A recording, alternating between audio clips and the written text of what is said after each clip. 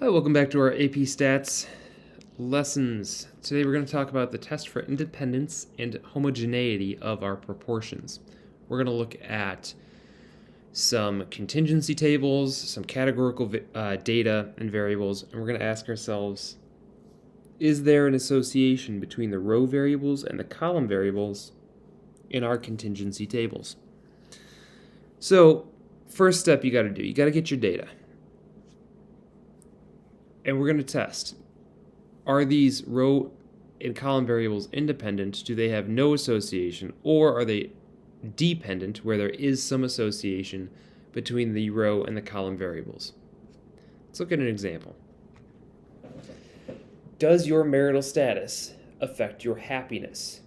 We surveyed 2,985 individuals, and we asked them to self-report their marital status and their happiness level, or their satisfaction with their life overall. We got this data in the gray cells. Now your first step, once you get that data, you want to find all your totals. Once you've got your totals, what we want to do is, let me make this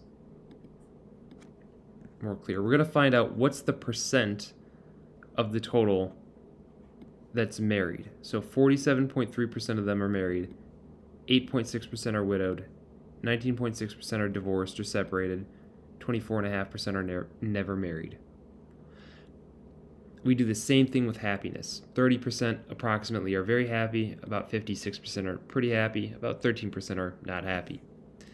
Now, if I wanted to find these cells, what I need to do is I need to multiply the probability of being married times the probability of being very happy. That's going to give me the probability of being both very happy and married. You might remember that from chapter, 2, 3, early on in your stats course. And that gives me 14.6%. If I wanted widowed and very happy, I would multiply 0.086 times 0.308. And that's going to give me the probability of being both widowed and very happy, which is 0.026, or 2.6%. And we carry on that way until we fill up our entire cell, our entire table, rather. Each cell filled by multiplying the probability of the column and the probability of the row to get your probability of the cell. From the relative frequency table, I want to know how many people out of 2,985 would I expect in each cell. So what does that mean? That means I'm going to take each cell times the total, which is 2,985, and if I multiply each cell times the total, I'll get some decimal expected value. So 14.6% of 2,985 is 435.81. It's okay that it's a decimal because it's just an expected value. We're not actually counting people. We're just saying, what is my expected answer? Kind of like if you want the expected value of rolling a die. You find your average value of the die, your expected value is 3.5. Well, I know I can't roll a 3.5, but that's the expected value. Now that I've got the expected value table, what I need to do is I need to use my TI-84. And I'm going to go to Stat Tests.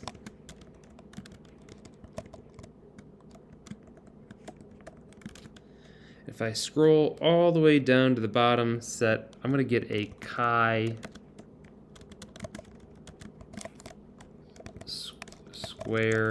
test. And it's going to ask me for two matrices. It's going to ask me for an observed and for an expected matrix. I need to type in all of these cells into a matrix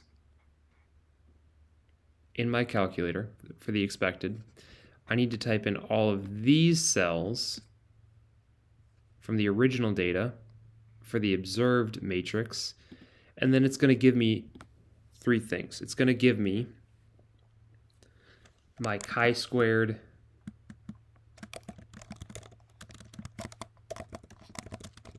test statistic. It's going to give me the p-value, and it's going to give me the, sorry, I got to run it myself, stat test.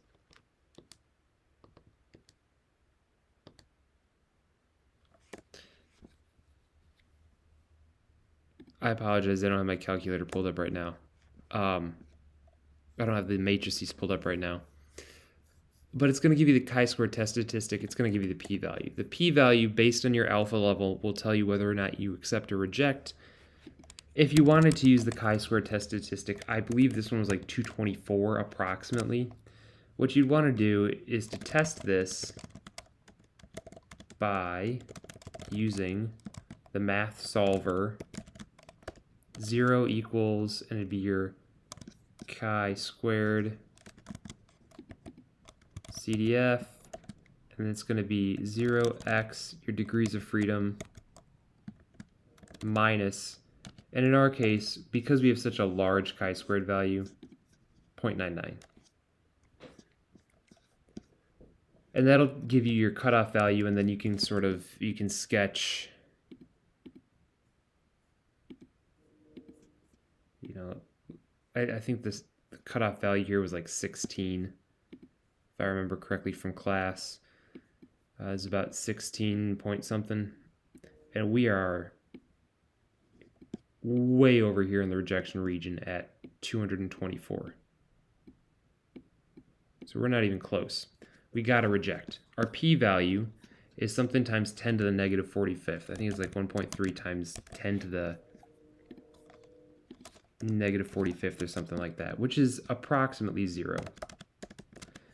So we've got to reject the null hypothesis. We believe that there is some association between the row variables and the column variables.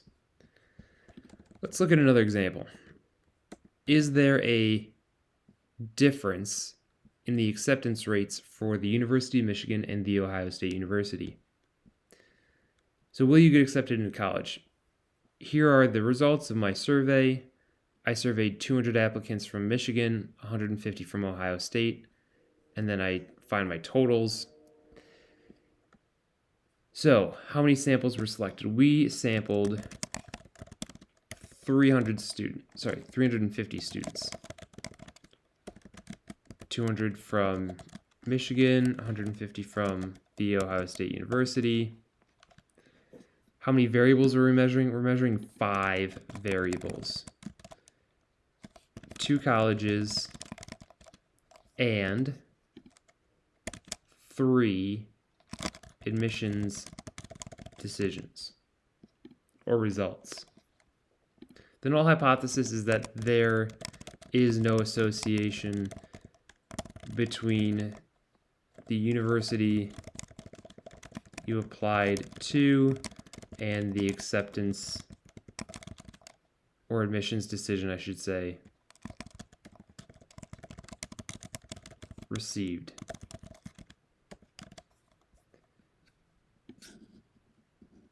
And then the alternative would be that there is an association between them. It's dependent. So null is independent, alternative is dependent. What we can do is we find our relative frequencies.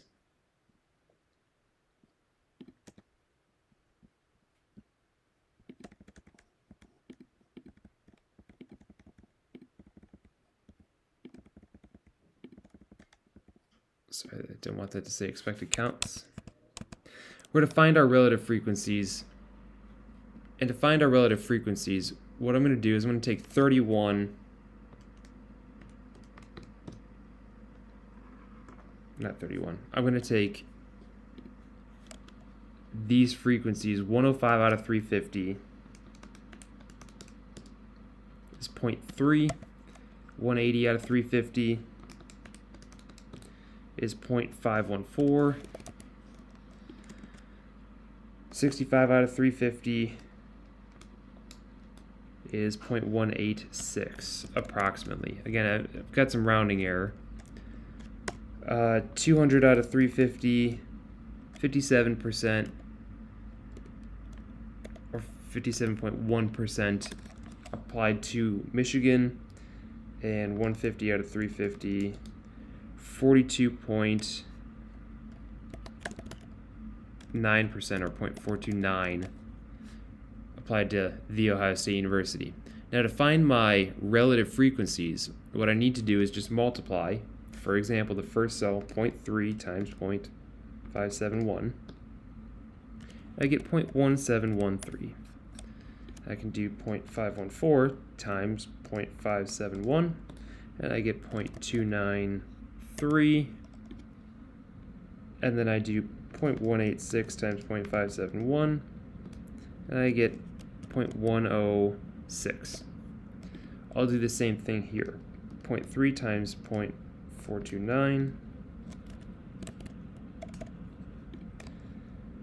0.514 times 0.429,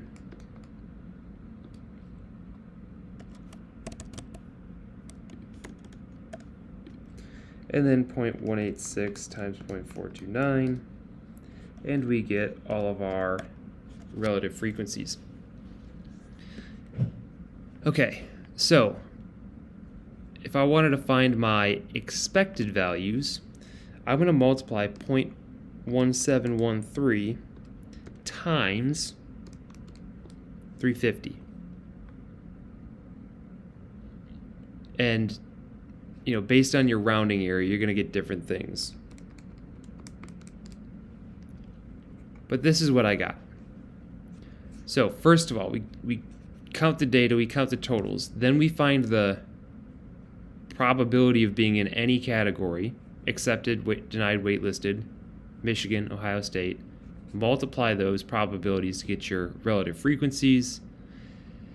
And then multiply those relative frequencies by the total n to get the expected values. And now you just need to do, this is your expected value matrix, this is your observed value matrix. You type it in, you use a calculator, you call it a day. All right. If you have any other questions, send me an email, stop by before school, after school, let me know, and check out the answer keys.